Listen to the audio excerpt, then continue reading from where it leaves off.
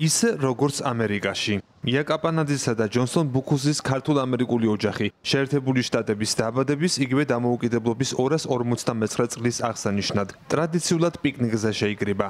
საქართველოში ამერიკის საელჩო ეზოში მოწყობილ ღია სივრცეში ასეთი მრავალი ოჯახი მივიდა. ამბობენ, რომ სხვა ქვეყანაში, თუმცა ნამდვილ ამერიკულ გარემოში ამ დღეს აღნიშვნა ტრადიციულ ემოციებთანაა დაკავშირებული. ევრონიუს ჯორჯიას თავიანთი ოჯახის შექმნის ისტორიას უყვებიან და ამბობენ, რომ დამოუკიდებლობის აღნიშვნა მათთვის დიდი ზეიმია. 7 წლის წინ მე და ჯომ შევქმნით ოჯახი, რამდენიმე წლის შემდეგ დაიბადა ჩვენი პატარა გაბრიელა.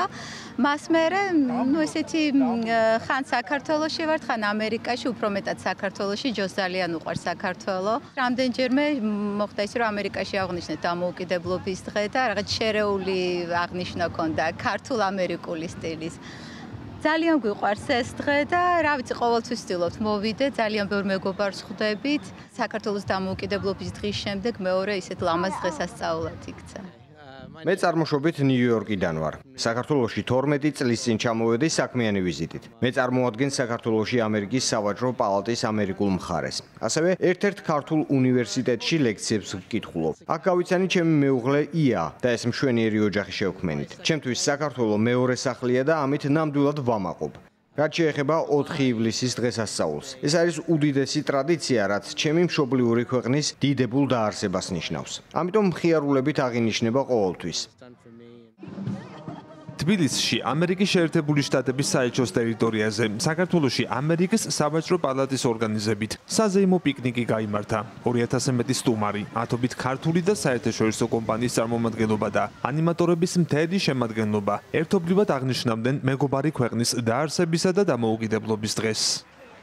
ჩვენ ტრადიციულად ამერიკის სავაჭრო პალატაში ყოველთვის აღნიშნავთ ყოველწლიურად ამ დღეს ჩვენ წევრი კომპანიები, მათი ოჯახები. მიმაჩნია, რომ ამერიკა უნიკალური ქვეყანაა. ეს არის ქვეყანა, რომელიც დაფუძნდა და ჩამოყალიბდა იდეის საფუძველზე. ეს იდეა იყო თავისუფლება, თანასწორობა ყველასათვის. ამერიკელები თავის ეროვნულ დღესასწაულს აღნიშნავენ არა ტანკებით და იარაღებით და ჯარისკაცებით და თოფებით, არამედ აღნიშნავენ ოჯახებთან ერთად.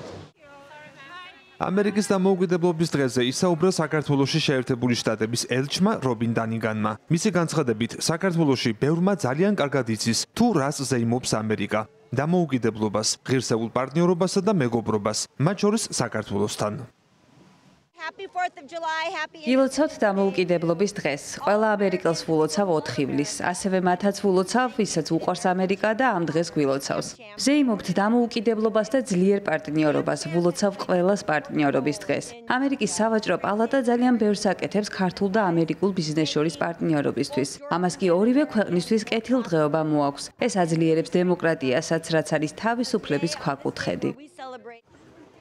259 წლის წინ 1776 წლის 4 ივლისს ქვეყნის კონგრესმა ბენჯამინ ფრანკლინის მეთაურობით დამოუკიდებლობის დეკლარაციას ხელი მოაწერა. ამ დღეს 13-მა კოლონიამ ინგლისისგან დამოუკიდებლობა გამოაცხადა. ამის შემდეგ კი შტატების რაოდენობა გაიზარდა და დღეს 50-ში ადგენს. ამ ქვეყნის დროშაზე გამოსახული ვარსკვლავებიც სწორედ შტატების რაოდენობას აღნიშნავს.